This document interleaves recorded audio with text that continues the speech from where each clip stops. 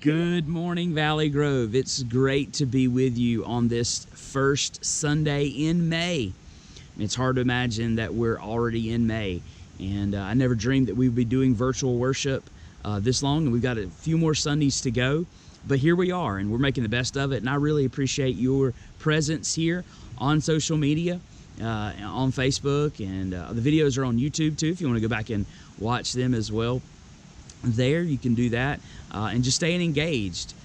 So thank you so much. I know this is a time that you could disconnect and you could kind of do your own thing, but I appreciate you being willing to stick with us and join us for worship on Sunday mornings and for our midweek videos. If you haven't been watching our midweek videos, please take some time to do so.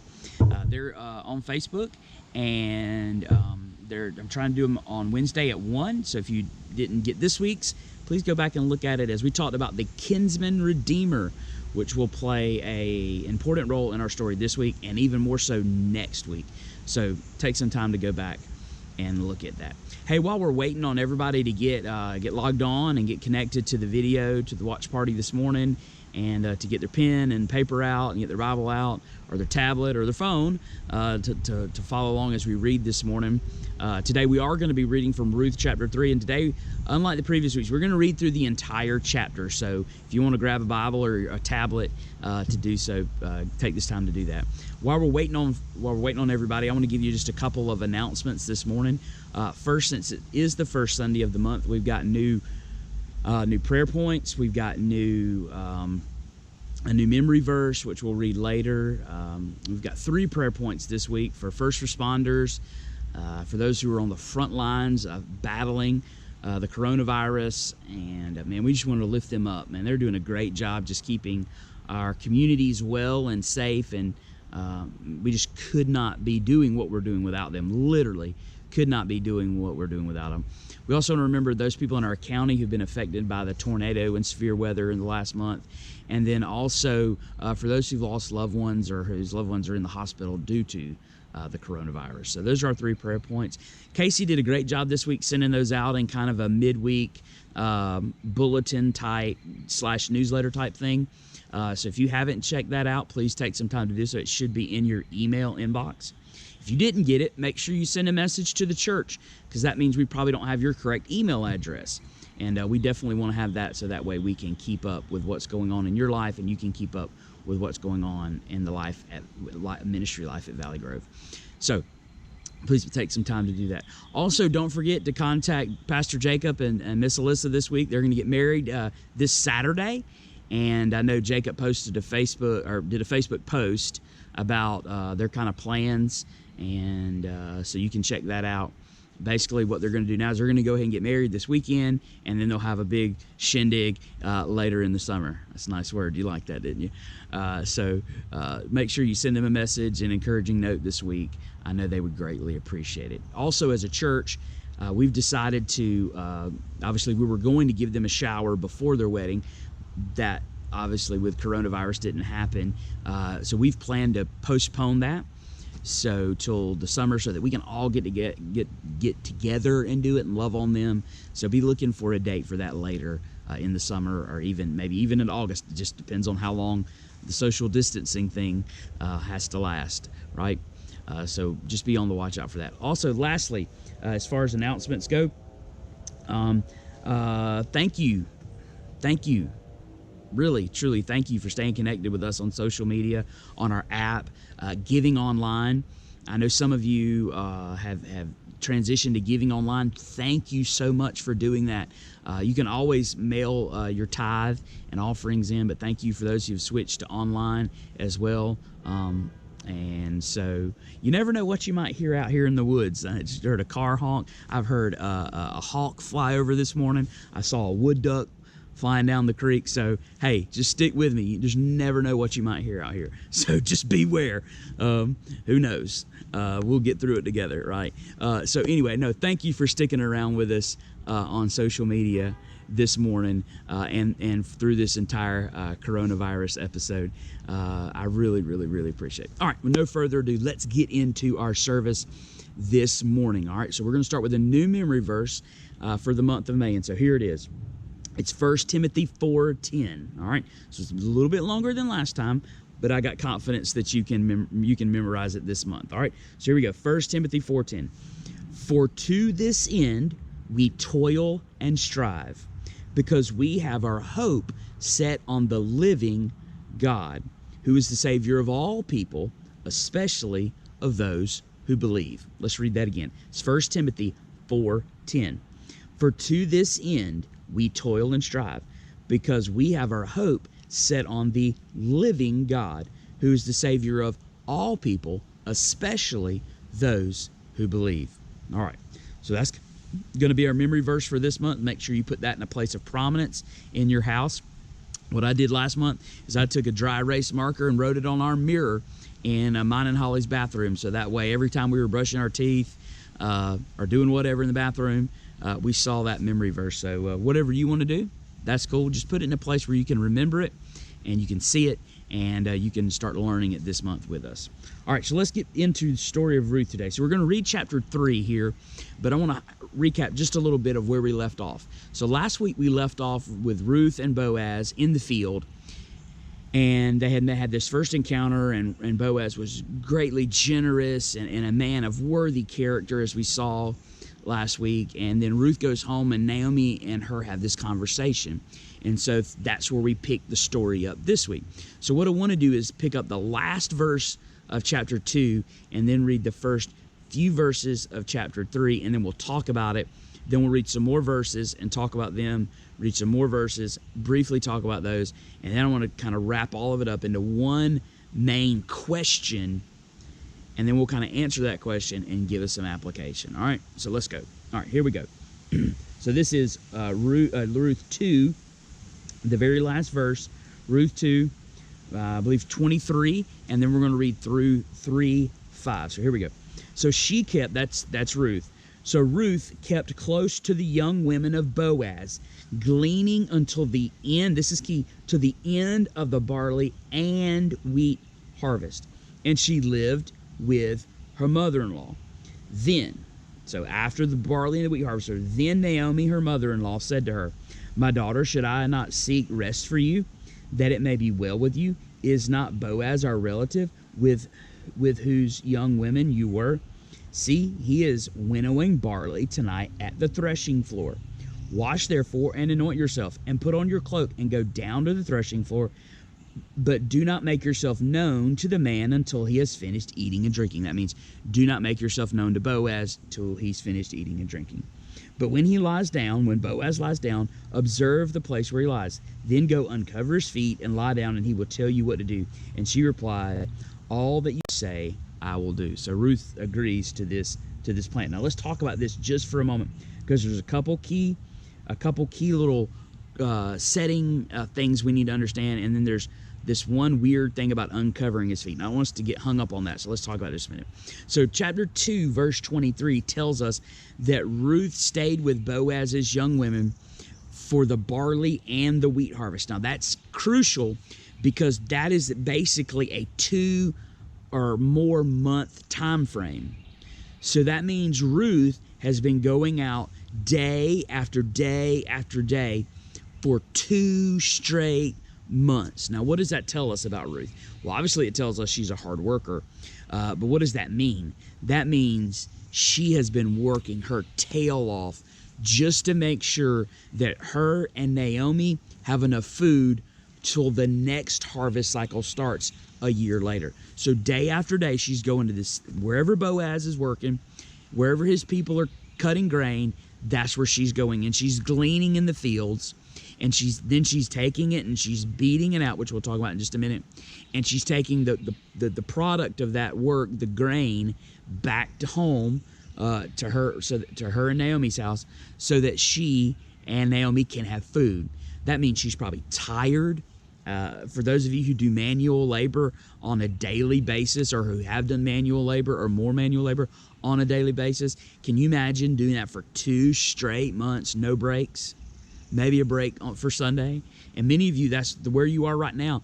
And by the end of the week, you're tired, your muscles are sore, you're achy, it's hard to get up in the morning, you don't want to get up in the morning sometimes. And that's where Ruth was at. But day after day, she faithfully got up and went to find Boaz and wherever he was at in the fields to harvest the grain. But it also tells us another thing. It also tells us, because did you see that last little line? It said she was still living at the house with Naomi. What that also tells us is that after this initial meeting and this like hope of, oh man, Boaz is the dude. Like he's going to be the man that saves the story. Well, 2 months later, nothing's really happened. And so we're left in this kind of like, what's going on here? I thought Boaz was, a worthy man, a man of character, showed great generosity. Like, why didn't he just take the next step? Why didn't he just do what he needed to do? Well, 2 months later, nothing's really happened. And so the story progresses in chapter 3, where Naomi comes up with this daring plan for Ruth to go visit Boaz at the threshing floor while he's winnowing grain. Now today, as I'm shooting, it's really windy, and today would have been a great day for threshing and winnowing grain, because what you would do is they obviously, you wouldn't do it in the woods, but it would be better up on a higher place with no trees around. What you would do is you would take your grain and they would literally beat it out. They would beat the berries, the grain berries, from the husk or the chaff off the stalk, and they would either beat it out with like a flail type thing. Sometimes they would actually get animals to walk around on it, and then they would take it with a winnowing fork, which is kind of has teeth that are spread out, and they take it and they throw it up in the air, and the chaff would fly away with the wind the furthest. Then the straw would lay, and then the berries, that since they're heavier, would fall right back down on the ground closest to them, and then they would gather all of those up, and that's how you would winnow barley or wheat. And so that's what Boaz is doing. So Boaz is out in the fields, and the story tells us, or Naomi says, he's going to be sleeping out there tonight. He's sleeping out there probably to protect his crop. Remember, this is in the time of the judges, and people might come in and steal his crops and kind of raid his area to take his food. So he's going to sleep out there to protect it. Also, so he can probably get an early start the next day, because you got to get this done so you can move on to the next thing that you have to do as a farmer. And so Naomi says to Ruth, hey, get dressed, or first take a bath, put on some, it says anoint yourself. That really means like put on perfumed oil. So smell good, put on a dress, and then go out. Now, why does Naomi say that? Well, think about it for a minute. I don't know about you, but my work in the field clothes, not my best look. Like, I don't look good when I have on my work in the field clothes. You want to know why? Most of them are cut off shirts. They're all nasty and dirty. And I got my work hat on, which is like sweat. It has sweat rings all around it. My pants are holey. They're mismatched colors. It's probably not your best look, when you're working in the fields either. And so Naomi's like, hey, look, just make yourself more presentable. But there's another reason she would say this as well. Remember, Ruth had just lost her husband. At least that's how the story lays it out. That it hasn't been that long ago that Ruth's husband, Mahlon, died.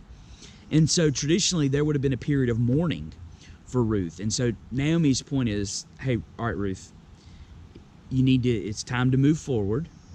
The period of mourning is now done. And so this is a symbol to Boaz that, hey, you're ready to move on. You're ready to move forward. You're ready to exit this period of mourning, and that you're available and you're willing for marriage to be a next step with somebody, right?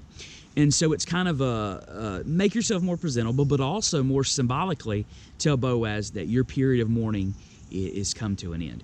And so that's the plan. And now I'm going to admit to you, this plan is absolutely bold and daring. And it sounds a little weird and a little awkward to us, but in their culture, uncovering someone's feet while they're sleeping was a sign of submission and a sign of willingness to be married. It doesn't mean we should go out and do that today. It just means that was culturally acceptable and okay for them to do in their day. And so that's what Ruth does.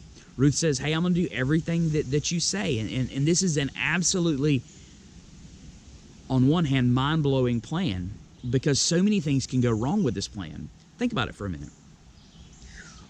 And we'll read it in just a minute. Ruth is going to go find Boaz in the middle of the night, uncover he's got a blanket obviously on him or something, uncover his feet, lay down beside him.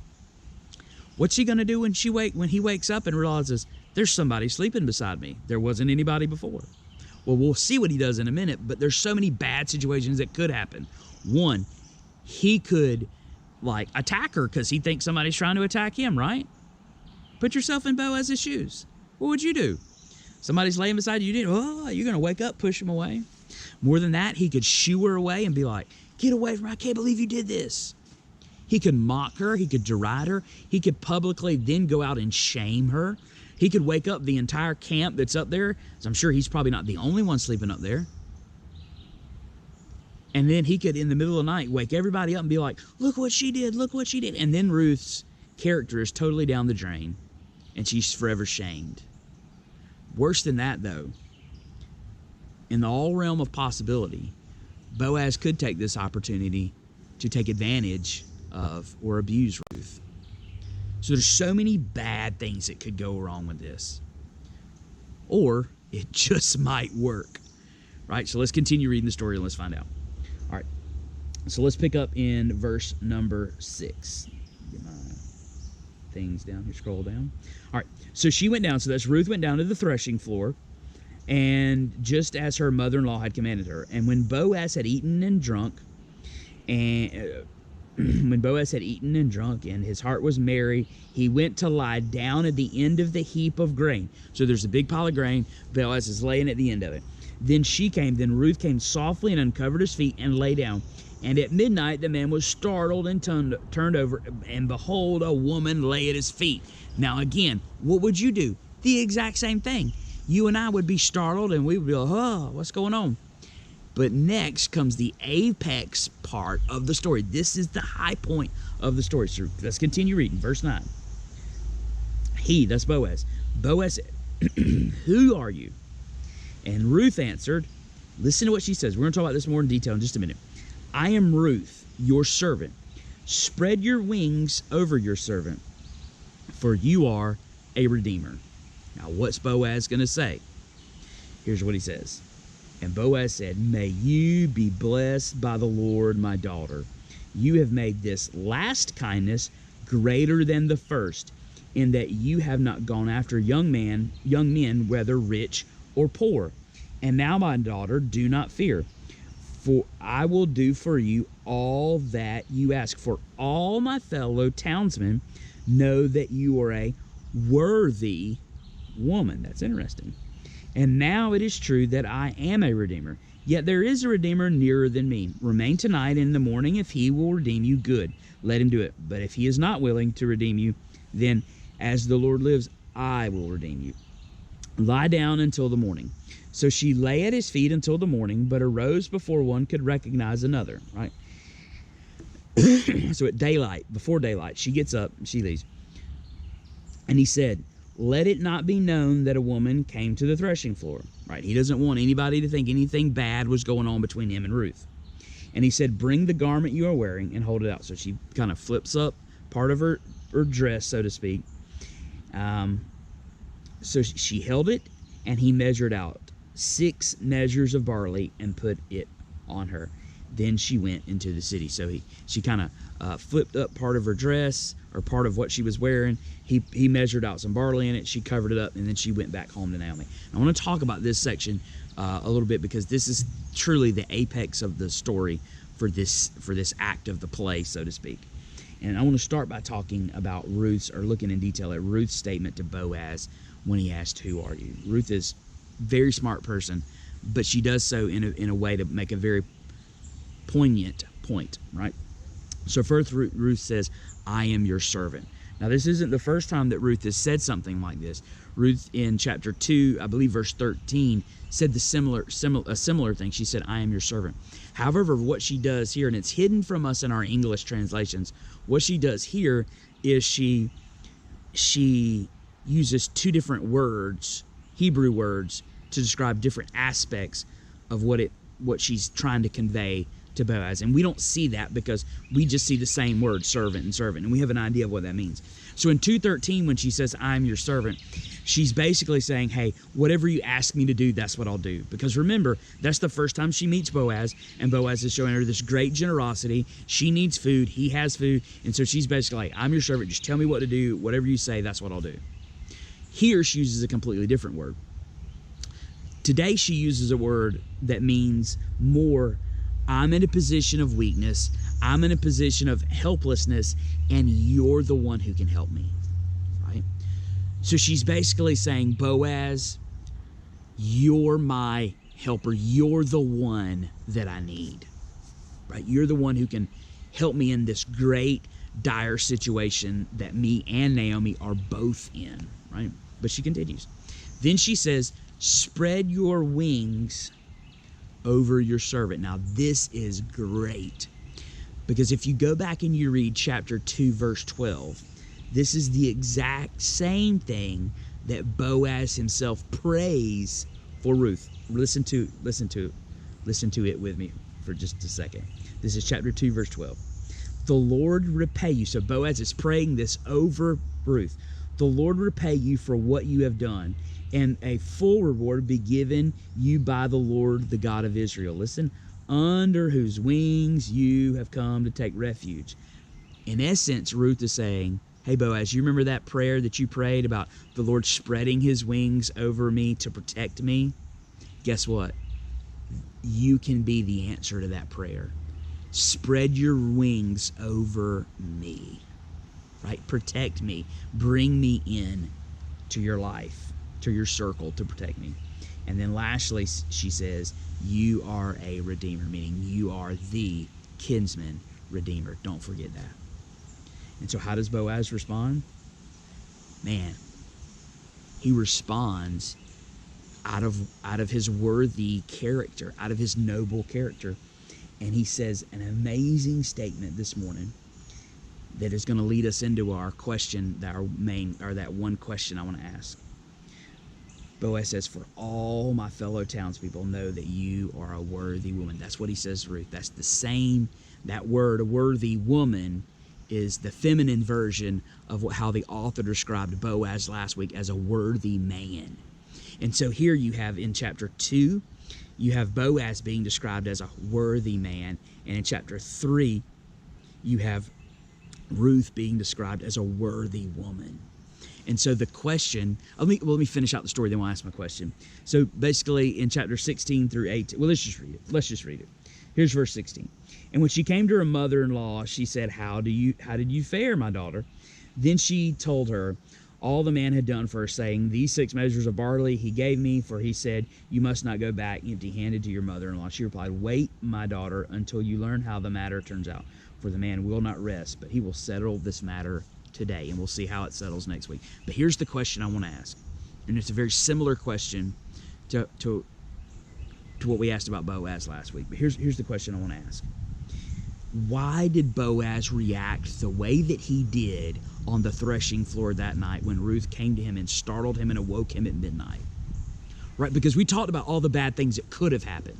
He could have shooed her away, he could have mocked her, he could have publicly shamed her, he could have abused her or taken advantage of her, but he didn't. Why? And I think it comes down to the statement that Boaz made, because she was a worthy woman. Because in a very awkward, emotionally tense situation, Boaz knew that it was her character that had brought her there, not her sinful desires, right? And so what was it about Ruth that made all of his fellow townspeople know that she was a woman of worthy character? Well, I think there's a couple things, and I want to run through them really quick and talk a little bit more detail about one. Here's the things I think as the story of Ruth progresses, we see that makes her a worthy woman. Number one, she was loyal. In chapter 1, right off the bat, we saw that she was loyal to Naomi. She left her father and mother and brother and sister, aunts, uncles, whoever, grandparents, and she was loyal to Naomi. Chapter 2 shows us that she's a hard worker. Remember, we just talked about she had been working day after day after day for 2 months just so that they could have food, right? Hard worker. We saw last week that she was very kind, not kind, but thankful to Boaz. At every turn, she was always offering him, being thankful for his gracious deeds. Something to be said for that, right? Especially in our culture today. What else? She was loyal, a hard worker. She was thankful. And then lastly, and I said it just a second ago, but she was kind.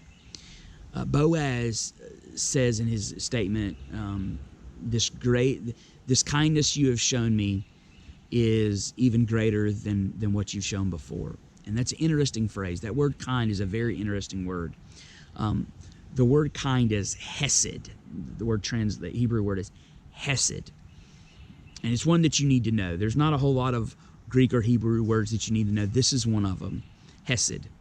Hesed is kind of a hard word for us to translate in English because it encompasses several other English words. So it encompasses loyalty, love, kindness, and mercy.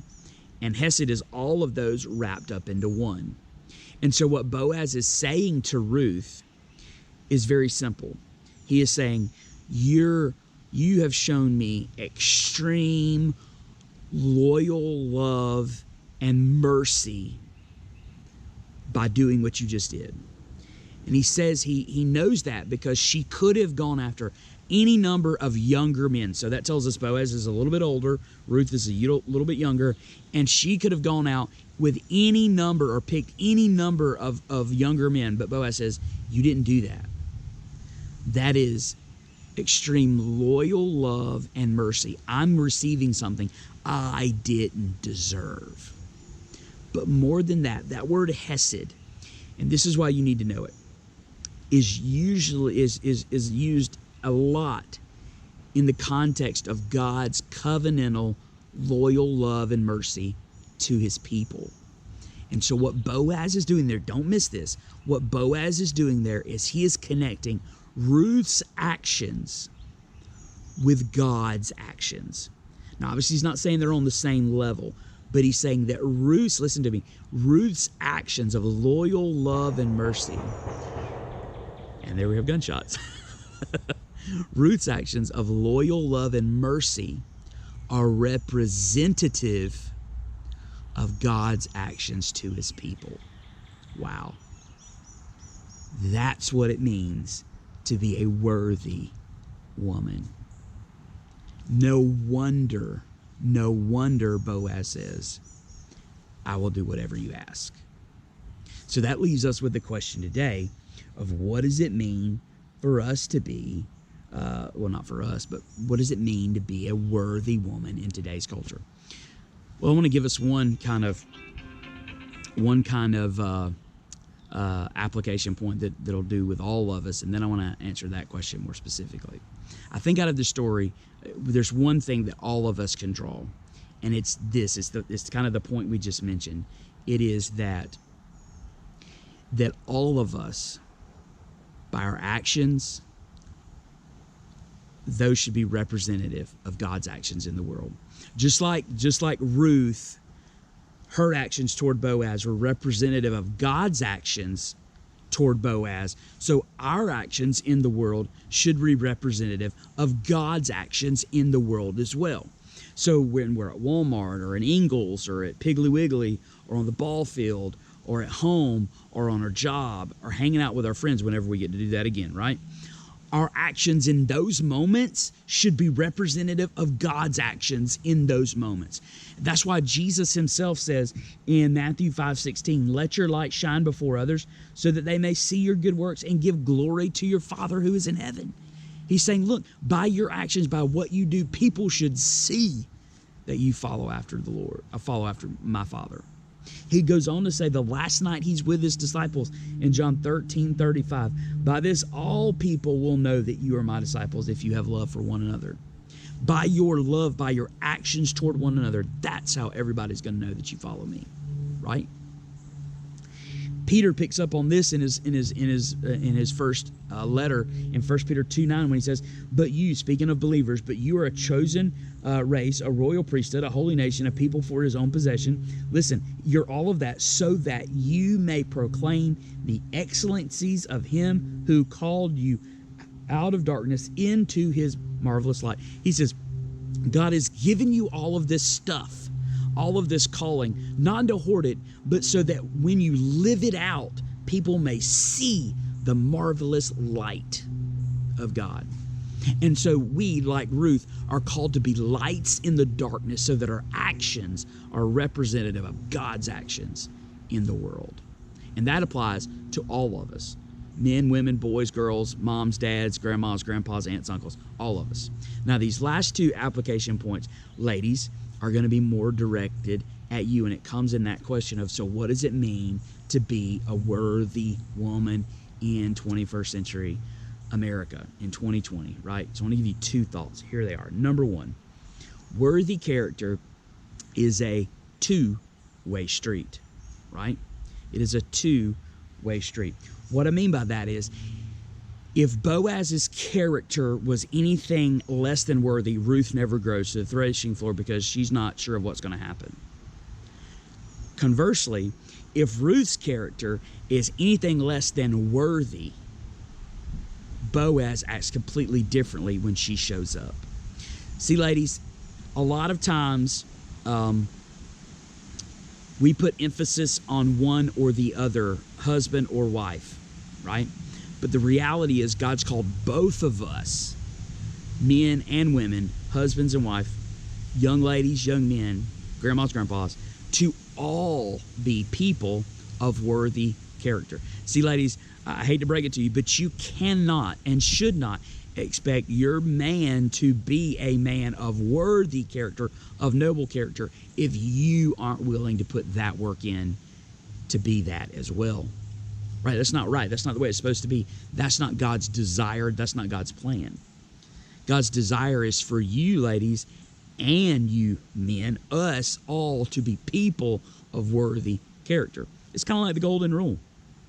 So if you would like your husband to be a husband of worthy character, then you should be a wife, a mother of worthy character as well. So remember, number one, ladies, worthy character is a two-way street. Not just one way, it's a two-way street. And here's the last thing. Of all the things that Boaz could have mentioned to Ruth that night, obviously she was attracted to him. He noticed her in the field before he even knew her name.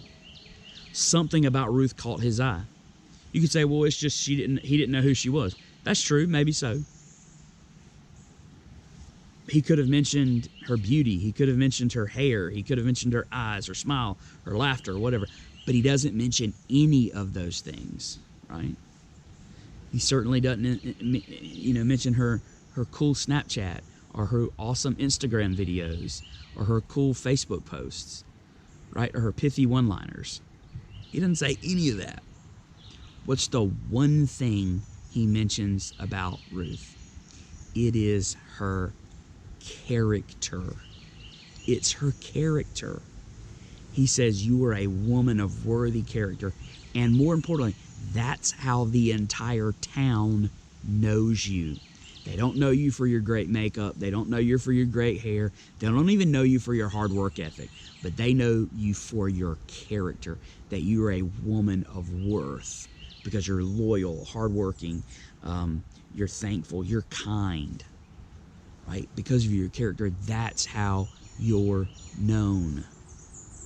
That's the thing that Boaz chooses to highlight about Ruth. It is her character, not all the other tangible stuff, but it's what's on the inside. So what should that tell us today?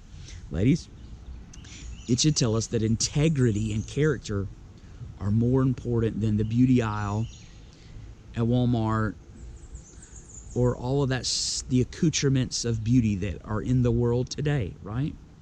And look, I'm not saying there's anything wrong with those. There's absolutely nothing wrong with those. Nothing at all. Like, if you want to wear makeup, wear makeup. If you want to watch the Instagram videos of people doing the makeup so you can learn how to do it better, that's fine. You want to learn how to do your nails and you want to go see your favorite hairstylist and your nail tech, go, by all means, do all of that if that's what you want to do. Here's what I'm saying. Just remember, that's not the most important thing. It might be on the list, but it better not be at the top of the list. Because as we know, right, as we all know, those things are fleeting. Here's the other thing I want to mention. Guys, especially young guys, single guys out there in social media land who are going to watch this at some point, maybe, hopefully, just remember, character goes a lot longer than beauty and looks. I know it's hard to imagine, and I know that's not what culture wants you to hear, but that's the reality. I mean, you see this nice receding hairline I got going on here, and I won't bend over, but I got a nice balding spot going on here in the back. So I'm sure glad Holly didn't marry me for my beautiful locks of hair, because they're gone. And if that was why she married me, we're in trouble. See, things change. Beauty, the definition of beauty changes every decade or so. And so, guys, what you need to look for, and ladies, what you need to be, especially young ladies, you need to be people of character, because that is what's going to take you the furthest. That's what's going to be the best for you in your life, and ultimately that's what's going to honor God the most, right? And so, again, we see worthy character is paramount for people in relationship with each other and in relationship with God. So, what's our challenge for this week? Really quickly. 1, let's all commit to be people whose actions are representative of God's actions. So, men and women, boys and girls, everybody, let's all commit to be people whose actions are representative of God's actions, right? Secondly, ladies, here's a question for you. Will you commit to be a woman of worthy character? I sure hope and pray so, because that is exactly what God desires for you. All right, let's pray, and we'll close out our service. Lord, thank you so much for this day. Thank you for the beautiful weather today. Lord, thank you that we can join together virtually on social media. And thank you that we can all stay connected even though we're socially distant from one another. Thank you for the technology that allows us to do that. And Lord, I pray that we would use it to glorify and honor your name above all else. Lord, may we be people of worthy character this week. May our actions be representative of your actions in the world. In your name we pray. Hey, thanks so much for joining us again today. It is always a pleasure to be with you on Sunday mornings preaching. Thank you for listening. And thank you for staying connected with us. I really do appreciate it. And always remember, move ourselves. Let's do this together, okay? Let's do this together. Let's move ourselves and others toward Christ as we impact our area of influence this week. All right, guys, I love y'all. We love you at Valley Grove. I hope you have a great rest of the week. Bye.